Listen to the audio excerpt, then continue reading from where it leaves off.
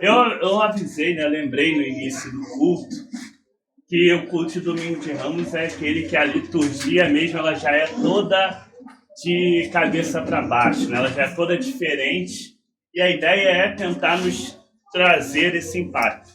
Ela começa muito festiva, muito alegre, com a entrada triunfal de Jesus, né? Jesus, depois de vir, a gente saindo da quaresma, saindo do período do deserto, e ele chega e é reconhecido, né, por aquelas pessoas aclamado como um rei, é aclamado como aquela grande pessoa que ia salvar o povo. E em pouquíssimo tempo, a alegria se acaba, né? Em pouquíssimo tempo, tudo vira.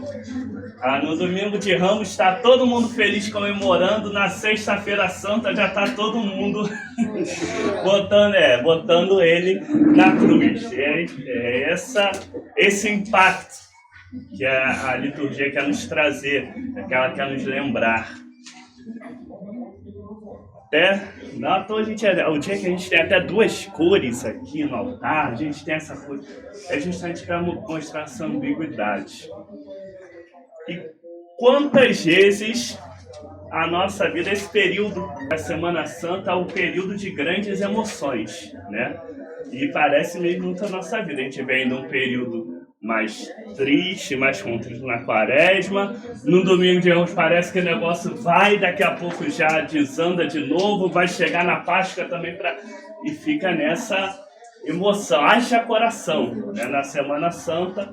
E a ideia é que, além de nós nos recordarmos, né, também isso do que aconteceu com Jesus, também nos mostra um pouquinho do que acontece na nossa própria vida.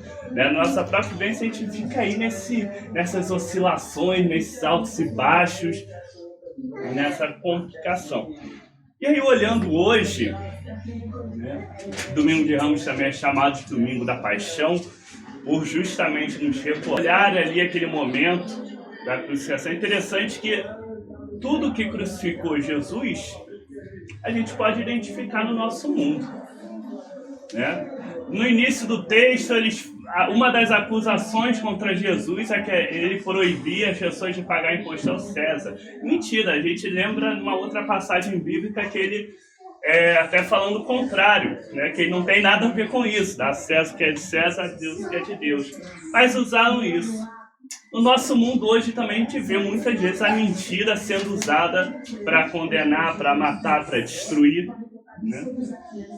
É por isso que a tradição bíblica vai identificar um certo autor da mentira, né? Alguém vai receber o título de pai da mentira. E spoiler, não é Deus. Quando nós olhamos a mentira, ou se a gente fosse usar hoje em dia, falar as fake news, né? Falar uns termos mais bonitos assim, tradição bíblica é mentira mesmo. Essa é a palavra certa. A gente vê a mentira, seja, né? Os líderes religiosos ali estavam junto também, eles estavam muito preocupados. Jesus estava se tornando uma pessoa muito popular, muito querida, né? E não estava na roda deles, não estava ali naquele grupinho deles. Isso também, né? Também até hoje a gente vê a inveja sendo usada para matar, para roubar, para destruir.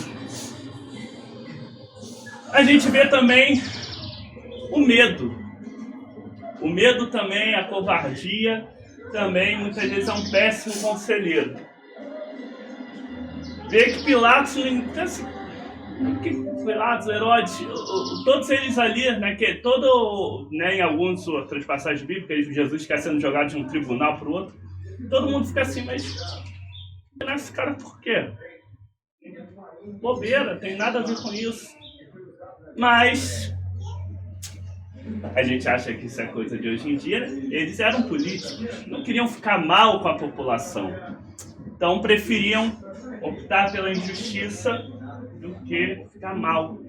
Poxa, de repente o pessoal vai ficar aqui revoltado, o César já não vai mais me garantir uma promoção melhor, né? Me botar né? Ali era uma região meio complicada, tinham regiões melhores para se administrar, poder conseguir.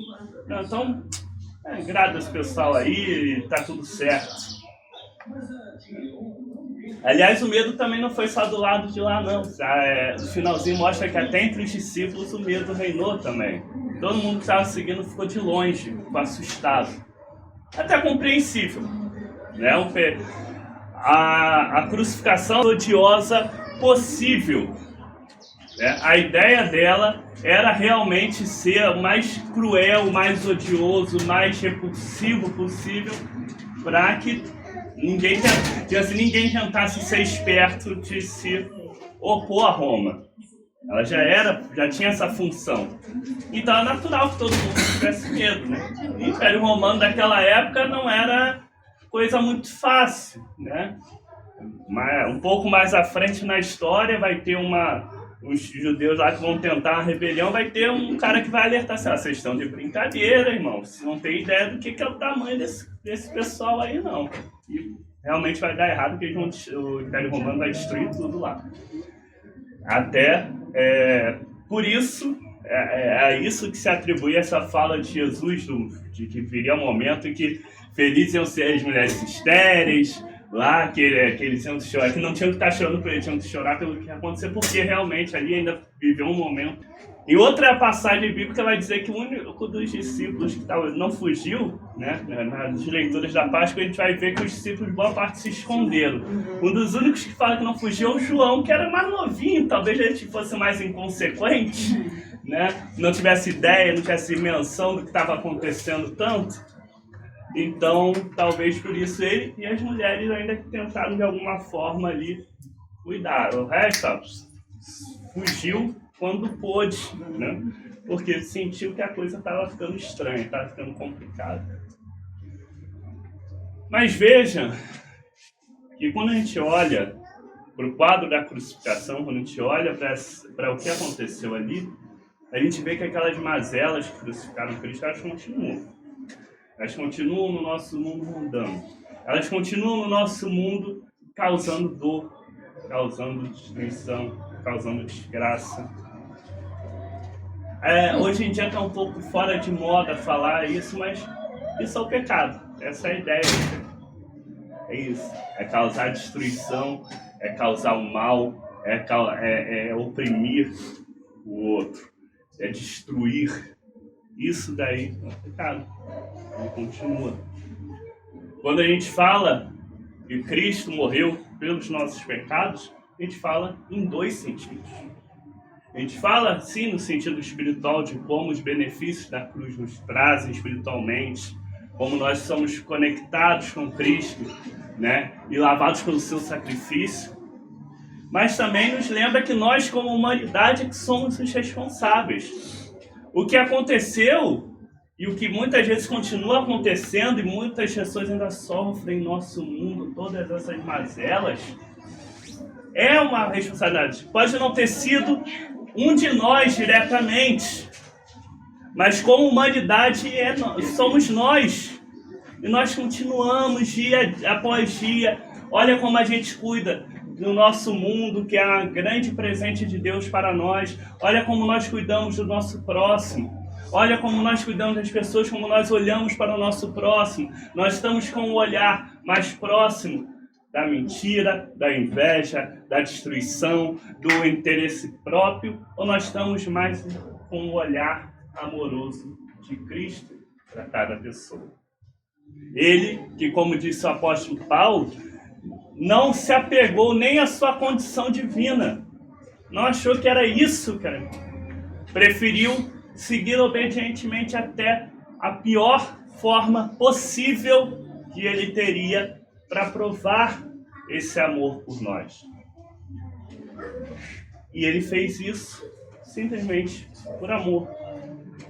É importante que nós, diante da cruz, nós nos lembremos das dores do nosso mundo, nos lembremos da fragilidade nossa e do nosso próximo, nos lembremos da nossa falha e nos lembremos também desse Deus que nos ama tão, pegar esse amor e essa entrega radical para que nós possamos, por Ele que nós vamos sendo transformados, nós vamos recebendo a sua graça, nós vamos recebendo a misericórdia, nós vamos vivendo a santidade não por nós, não pelo nosso mérito, mas baseado, pautado, olhando e respaldado nesse amor tão intenso, tão profundo de Cristo por nós.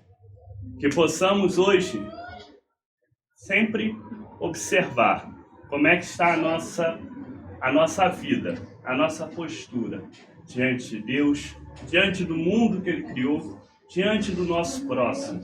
E que com os olhos na cruz possamos sempre recordar qual é o caminho do amor que Deus quer para nós, para a nossa vida e para toda a humanidade. Porque, apesar dos pesares, não é a cruz o ponto final. Não fomos criados nem destinados para a cruz. A cruz é a passagem. Nós somos destinados para a Páscoa, para a ressurreição, para viver plenamente com Cristo num mundo repleto do amor, da graça, da misericórdia. Então que Deus nos abençoe cada vez mais para vivermos assim.